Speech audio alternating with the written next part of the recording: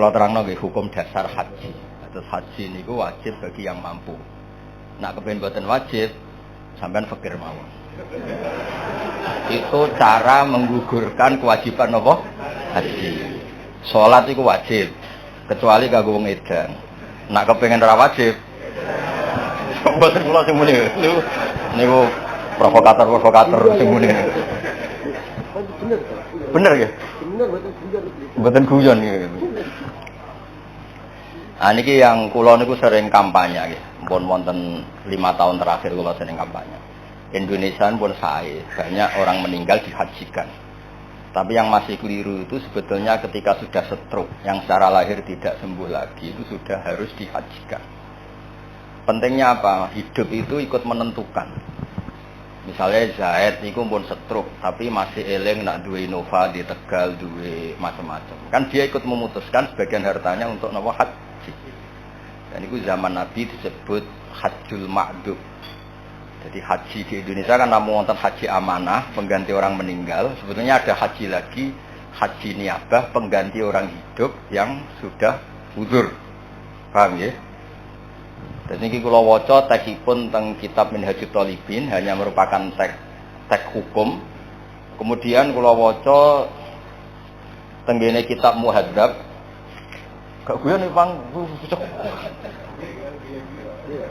Teng kitab Muhadzab sak takbire kula niku lho wong delok niki iku takbir beberapa versi tentang Hajjul Ma'dub. Niki mboten jimat nih, napa? Mboten haikal nih, napa? Terus begini ya. Pertama itu tentang orang meninggal. Orang meninggal harus dihajikan, niku riwayate niku hadis Buraidah. Hadis Buraidah itu ada lelaki sowan Nabi, ya Rasulullah, bapak saya sudah meninggal. Ada yang riwayat ibu saya sudah meninggal, belum sempat haji, apa perlu saya hajikan? Jawab Nabi, harus kamu napa? Hajikan. Dan niku di Indonesia mau dipraktekkan, pun bagus lah, di Indonesia sudah dipraktekkan, itu sudah bagus. Nah, yang kedua ini hadis kula waos mawon. Oke, kula waos. Faslun wa tajuzun niyabatu fi hajjil fardhi fi maudhi'aini. Ahaduhuma fi haqqil mayyiti idza mata wa alaihi hajjun. Terus watani fi haqqiman la yaqdiru ala subut ala rakhila ila bi masyaqqatin ghairi mu'tada. Kazamin zaman orang lumpuh wa syekhil kabir. Wa dalilu alaihi ma rawa Ibnu Abbas radhiyallahu anhu ma anna imra'atan min khusama atat an-nabiy sallallahu alaihi wasallam. Faqalat ya Rasulullah inna faridatallah fil haji ala ibadi adrakat abi syekhon kabiron la yastati wa yastamsika ala rakhila afa ahujju anhu qala na'am qalat ayan fa'hu dzalik qala na'am kama law kana la abi kidainun faqadaitihi nafa'ahu nggih mun diwaos nggih wau jari jazai Pak Supri diwaca ping 7 rambekan mati wah sesat tenan ngono. Artosipun ngeten nggih, ngaji niki kersane jenengan tok barokah ajaran Rasulullah sallallahu alaihi wasallam. Mergi urip niku penting, barokah urip itu ikut menentukan niat. Nggih, niku rungokno tenan. Sampai nak kadung mati dan ketika hidup enggak terbersit niat haji, Anda itu sebetulnya benar-benar mati tanpa haji. Meskipun anak cucu Anda menghajikan Anda. Jadi tirkah itu nggak boleh dibagi kecuali ada jatah yang diperuntukkan hajine mayit. Jadi penghajian ini itu hanya untuk menghalalkan tirkah. Tapi mayit itu ora prestasi, mereka udah ikut memutuskan haji. Paham ya? Tapi nak ije urip, misalnya jantung stroke, dia kan yang memutuskan. Tegalku dol go haji, Innovaku dol go haji. Kan dia ikut memutuskan. Jadi penting jika jine mati mbek wong urip. Wong urip. Tapi di Indonesia itu belum populer. Malah kula di kanca sing raji do kurang ajar iku, aja kaji urip Gus 36 juta, tok mati amanat 8 juta. Lho 8 juta iki ana KBH sing wani 4 juta, Bu. Kathah sing wani 4 juta. Maklar-maklar ini wani yo. Sekawan yo. Iku tondi. Ada nih kok. Piro? 2,5 juta. Kowe bagian teko calo iku lho. Mau kira 2,5. Berarti kira usah kaji, mati wae kok alammu. Mau 2,5. Aku mau 4 juta wis murah malah. Nggih. Ayo.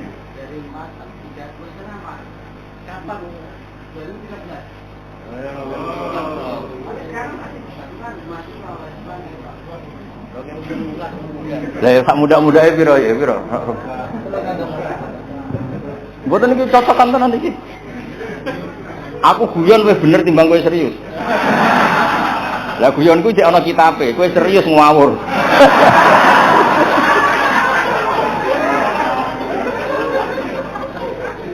Lewat ini untuk barokah majelis ngaji ini. Ini kan yang saya baca kitab Muhadzab, kitab kesayangan Imam Nawawi. Jadi wonten kitab jenis Majmu' itu nyarai Muhadzab. Lah yang di kopi itu kitab Muhadzab. Kalau yang di Minhajul Thalibin, kalau mau dia kersane untuk barokah Minhajul Thalibin. Rono beri, sing anak utani, wes, ya, wes roh, gue pojok, wes, semayan tahu bener. Gak kudu bener terus, orang nabi, sing wajib bener terus iku. Nabi, ngene-ngene iki wis biasa wae rasa. Anna usani istita'atu tahsilihi bi ghairi. Faman mata fi zimmatihi wa fi zimmati hajjun wajibal ijazu anhu min terkati. Terus wal ma'dub al ajiz anil haji bi nafsih in wajada ujrataman yahujju anhu bi ujratil misli lazimahu. Jadi ini sami dengan. Jadi singkat cerita ngeten nggih, kula suwun nggih. Ada imra'atun min khosam, perempuan. Matur ya Rasulullah, ini konvoi jenengan yang mau haji ini sayang sekali bapak saya ini sudah tidak bisa ikut karena bapak saya sekarang sepuh, tua, mboten saged berkendara. Apa perlu saya hajikan? Nabi jawab iya. Kemudian apa haji saya manfaat untuk bapak saya? Ini masih hidup, bapaknya masih hidup. Terus Nabi bikin analogi, bikin kias, andikan bapak kamu punya hutang, kemudian yang bayar Anda itu manfaat tidak? Ya manfaat. Ya sepodo wae utang dengan Allah bisa dibayar apa? Anaknya. Yang terkenal tuh fadainu wa ahaqqu bil qada, wonten sing riwayat fadainu wa ahaqqu bil wafa. Terus Imam Bukhari itu mengebabkan 2 kali. Satu di bab niyabah, 2 di bab babu hajjil mar'ati anir rajul itu. Jadi dibabkan 2 kali. Pertama niyabah mutlaqah, kemudian di bab kedua babu hajjil mar'ati anir rajuli, karena kebetulan yang menggantikan bapaknya tadi seorang mar'ah. Itu penting sekali di bab fikih, karena tren fikih kan perempuan tidak bisa menggantikan posisi lelaki. Misalnya imam, kan nggak boleh kamu punya imam perempuan beri-beri. Oh, sesat tenan gitu imam. Tapi di bab haji itu boleh. Haji orang. Ngapunten ben anak buah jenengan kula sing nata ben. Mergo Ibidin terlalu halus, jadi ini bener lah, sawangane ora salah lah itu maksudnya. Ya, pada Ibidin halus keben menjen putune Nabi kula kan bebas mawon putung. Ora marisi bil mukminin raufur rahim bener. Tapi apapun ini kula cerita nggih niki barokah ngaji. Jadi kula suwun siapapun yang mendengar ngaji ini mulai kepikiran nak ijek urip kok potensine iku ora mari, monggo diputuskan napa? Haji. Jenenge haji napa makdub. Nggih kula niki bawa beberapa takbir untuk memastikan itu disepakati ulama nggih. Niki kula waos ya. Anggap mawon kados basul masail mawon. Lah kula badhe basul masail nggih pun pensiun, pun wis ora pantes.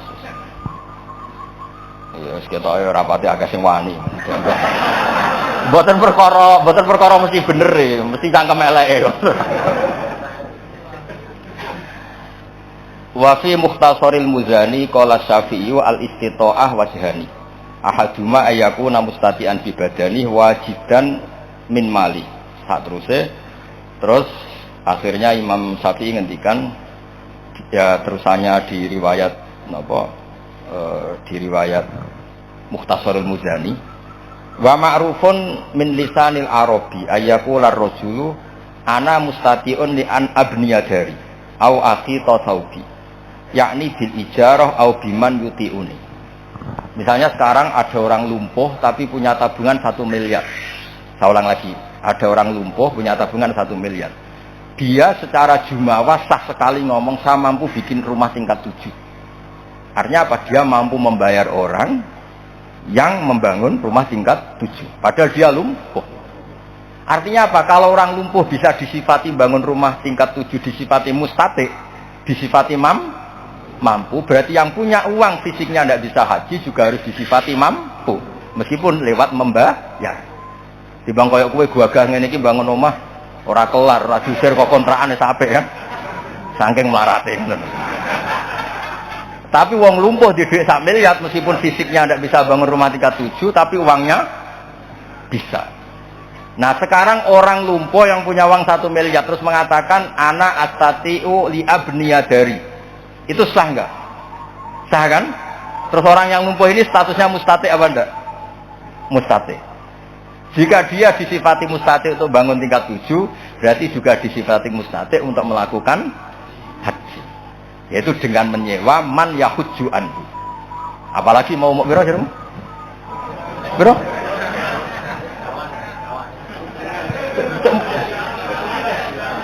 Medit kok dipelihara yo. Bayar larang era mesti ditompo meneh bayar. Kemurahan ya, Bro. Pasti piro pasti. Sing rodok pantes makbul piro, Bro? Pinten? Nak umure. Mboten nak haji ini apa pinten? Sing kira-kira 8 itu pantes ya. Cara malaikat nampa wis pantes gitu. Sing paket mesti makbul piro? Misalnya promosi. Kalau terus nggih, terus niki kersane jenengan. Terus wal wajul akhir ayyakuna ma'duban fi badani la yaksiru ayaskuta ala markabin fi khalin. Wa huwa qadirun alaman yuti'uhu. Nah ini yang mulai masalah. Tadi kan hanya contoh mampu karena bisa bayar. Saya ulang lagi, mampu karena bisa bayar. Sekarang misalnya mampu karena punya pengaruh. Misalnya kula nu jare wong akeh kiai. Terus supri loyalis kula. Misalnya kan nganggur jadi khidmah. Biasanya wong khidmah kiai tenanan wong nganggur-nganggur nih. Terus dia ini mendingin nih, Gus, jangan gak di duit gue kasih gak duit. Tapi dia sanggup menghajikan saya. Jadi tidak mampu membayar, tapi punya loyalis yang sanggup menghajikan secara tabarruan. Dan itu apa tetap wajib ketika dia punya man yuti'uhu. Cara Jawa kiai, mursid, mungkin beberapa lah yang punya pengaruh. Dan terus ini ada masalah, misalnya dia tidak mampu haji dengan sendirinya juga gak mau bayar, tapi qadirun alaman yuti'uhu idza amaruhu ayyahujja anhu bi taati. Nah, cara sampean, nah itu normalnya gimana coba? Cara pikirannya jenengan. Ada kiai mursyid thariqah atau kiai fikih. Dia ndak mampu jamin ya, nyun sewu dia lumpuh. Ya ora di duit. Tapi ada santrinya sing ngaco, saya siap menghajikan beliau. Menghajikan loh, fisik. Nah itu ngendikan ulama kalau bentuknya menghajikan wajib. Tapi kalau bentuknya mengasih uang untuk nyewa orang haji, si kiai tadi nggak wajib menerima. Karena kalau bentuk uang itu ada idzamul minnah, potensi suatu saat diundat. Undatannya fakir itu rada anti duit. Saya ulang lagi ya. Misalnya Zaid ngomong ke saya atau ke kiai siapapun yang lumpuh, Pak Yai saya siap menghajikan Anda yang jangan lumpuh tanpa dibayar. Ini si Zaid wajib menerima karena bentuknya hanya ikhjat anhu. Tapi kalau bentuknya uang, jenengan tak kasih uang untuk nyewa orang haji, itu tidak wajib menerima karena uang itu idzamil apa? Minnah, potensi diundat-undat. Jadi dibedakan antara loyal fisik sama loyal apa? Uang. Buktinya begini, nyuwun sewu nggih, kados kiai-kiai atau habib atau tokoh. Kan biasa dibantu orang roan pondok yang kalau diuangkan nilai roan itu per hari misalnya 100.000. Dan itu enggak orang minta tolong masjid pondok iki bangun, masjid atau pondok iki bangun tapi kira tak gaji, itu enggak Tapi kalau minta uang 100.000 itu misalnya. Jadi rasa uang itu beda. Jadi memang sudah sunnatullah mulai dulu itu rasa uang itu nuansanya itu beda. Kan biasa orang ngitmai nyupiri kiai sampai 2 hari. Kalau diuangkan 200.000. Berarti sebetulnya si supir yang khidmah ini kan ngasih kiainya 200.000. Karena kiainya tidak harus kehilangan 200.000 karena loyalnya anak ini kan. Tapi nak diwalik, dong kiaimu kayak 200.000. Kan koyo piye, bukan bentuk duwe iku koyo ndak pantes ya. Nah itu di fikih, itu ngikuti fitrah manusia yang seperti ini. Kalau bentuknya uang itu tidak wajib qabul. Tapi kalau bentuknya loyalitas menghajikan itu wajib qabul. Ya kira-kira ngono lah khilafe. Sajane khilafe akeh tapi kowe sing pikir sing gampang-gampang lah, ora usah repot-repot.